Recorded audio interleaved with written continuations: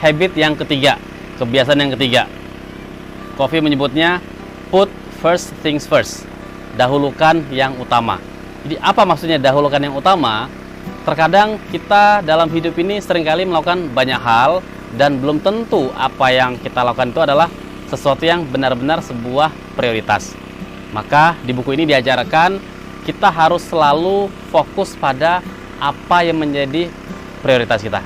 Di habit yang ketiga, put first things first ini mengajarkan banyak tentang manajemen waktu, pengelolaan waktu, mengajar tentang bagaimana mengatur prioritas dalam hidup. Ada yang menarik di sini, di mana Stephen Covey mencoba menggambarkan kuadran. Dia menyebutnya time management matrix. Dalam matriks tersebut dibagi berdasarkan apa-apa yang urgent dan tidak urgent, mendesak dan tidak mendesak, dan juga apa yang important dan not important, apa yang penting dan tidak penting. Nah, kuadran pertama adalah hal-hal yang bersifat penting sekaligus mendesak. Jadi biasanya hal-hal yang terjadi sesuatu nih, misalkan terjadi kebakaran, maka mau nggak mau kita tinggalkan segala urusan kita dan fokus menghadapi apa yang sedang terjadi. Urgent dan important ini juga terkait dengan hal-hal yang sudah masuk deadline-nya. Anda punya tugas penting buat presentasi yang ditugaskan oleh bos Anda. Karena sekarang sudah sampai deadline-nya, maka itu menjadi hal yang penting sekaligus mendesak buat Anda.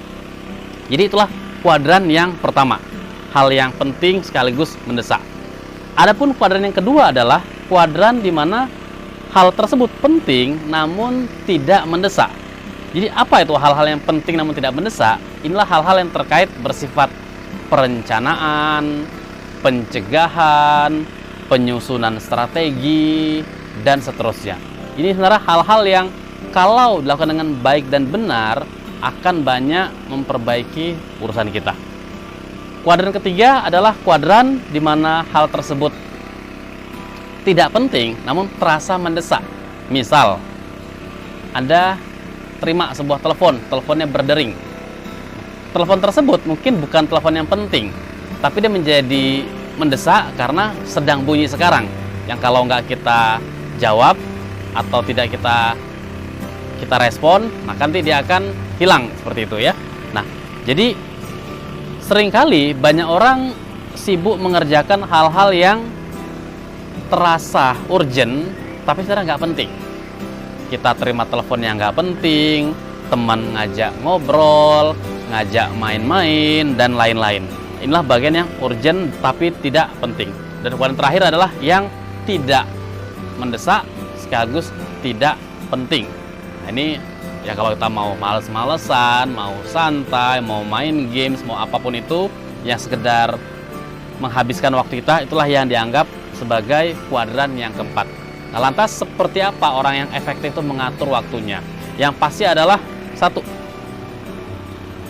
kuadran pertama ini harus kita bereskan dulu. Jadi kerjakan dengan baik segala hal yang bersifat urgent dan important.